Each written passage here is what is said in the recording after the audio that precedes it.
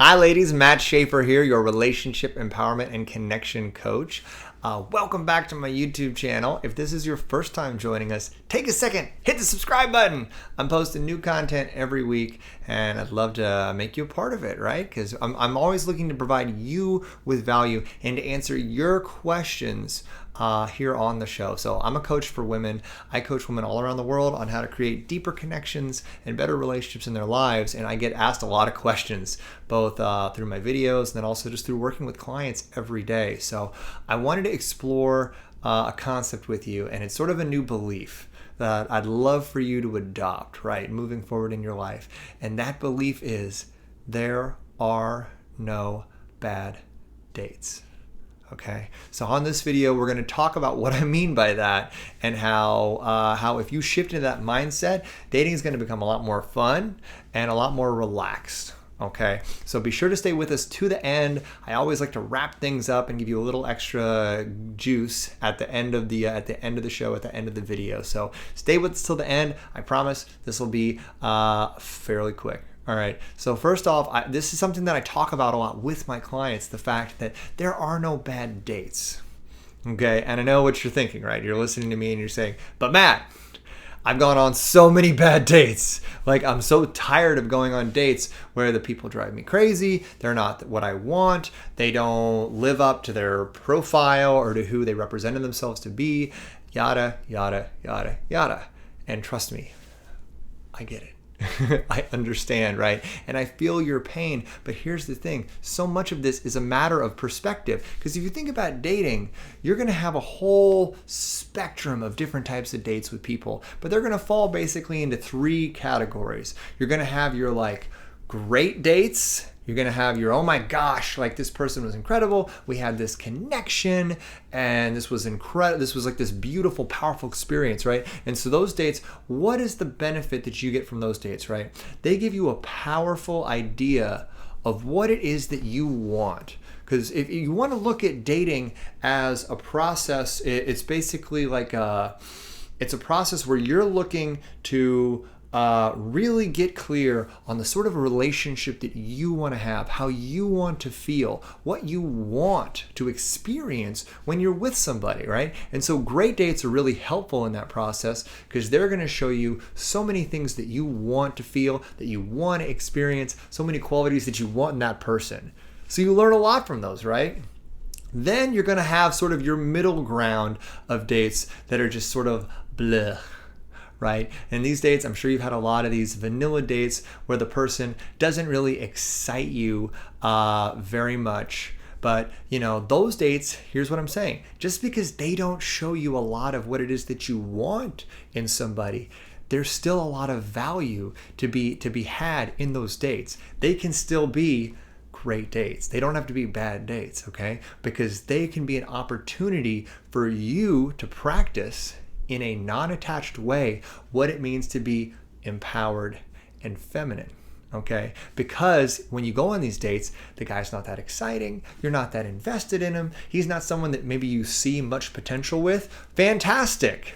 Because here's the thing, ladies, a lot of times we're at our most attractive when we're non-attached, when we're relaxed, when we have no outcome dependence whatsoever, right? And you're in that empowered, feminine, playful space, right? So when you go on a date and it's just like a non-starter, like you look at him and you're like, or you talk to him and you're like, I don't think there's much potential here. It's an opportunity for you to play with being non-attached and practice what it means to be magnetic and feminine on a date. So it's exercise, right? It's reps. Because a lot of times, isn't it true, when we go out with somebody and we are really interested in him or her, right? We're interested in that person that we're on this date with. We have a tendency to get excited. Maybe we get nervous. And all of a sudden, like all the plans that we had to be unattached and to just be grounded and playful and light, a lot of it kind of goes out the window because we start putting pressure on ourselves to sort of show up a certain way because we get vested in that person liking us. Right?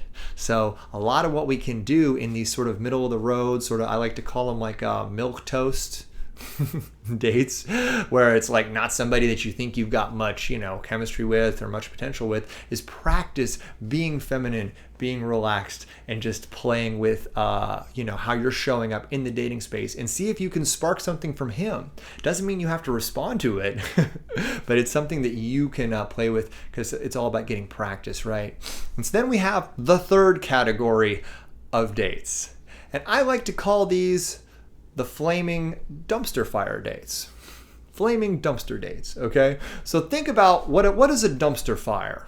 A dumpster fire is when you have a big dumpster full of garbage and somebody, for whatever reason, lights it on fire. And so you basically have a big container of burning garbage. You're gonna have dates like that too.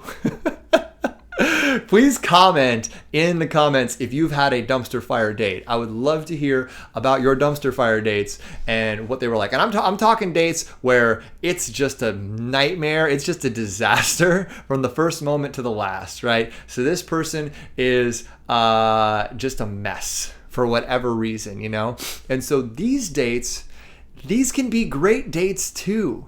Okay?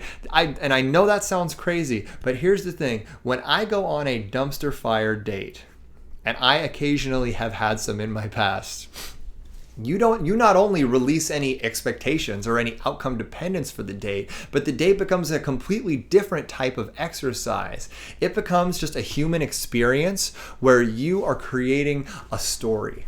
Right? Where you're basically in an experience with a person, and this person is teaching you, he's teaching you almost as much as the person that you loved going on a date with, because the person, when you were on a date with a person you really enjoyed and who lit you up, right? That person is teaching you so many things that you want in relationship, right? And so many things you want to feel and you want to experience. Well, the dumpster fire date is teaching you just as much. It's teaching you all the things that you don't want, all the things that you don't want to feel, all the things that you don't want to experience. And honestly, a lot of times it's almost more important to have a ton of clarity on what you don't want than on what you do want. They're just as important. So dumpster fire dates and really terrible dates are really valuable teachers, because you can create a vast laundry list of all the things that you don't want in your partner and that you don't want to experience in relationship. That's the contrast, right? And so you want to have, without the darkness, we can't see the light. And knowing what you don't want is going to give you so much more clarity on what you do want. So think about this. No matter what kind of date you have, whether it be an incredibly powerful, passionate, polarized, exciting date, it's showing you what you want, right? I want to wrap things up for you guys here at the end as we're coming to the end of this video. So great dates teach you all the things that you want, all the things that you want to feel, experience, and all the things you love about your partner that you can put into your mosaic of, who it is that you want to be with and the kind of relationship you want to have.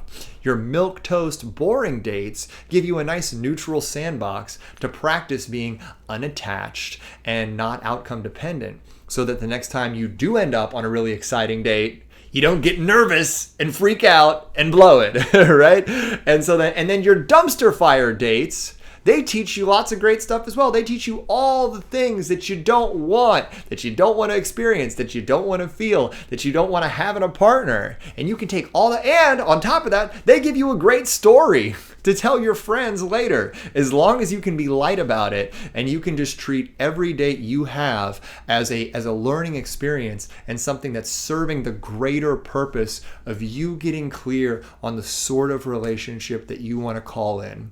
Every date can help you create that if you say so and if you allow it to be, all right? So that's why there are no bad dates. And I hope that this resonated with you. If it did, take a second, if you haven't already, hit the subscribe button. I'll be posting another couple videos probably later this week, and I'd love for you to watch them too. All right, have a wonderful night, and I will talk to you later. Bye-bye.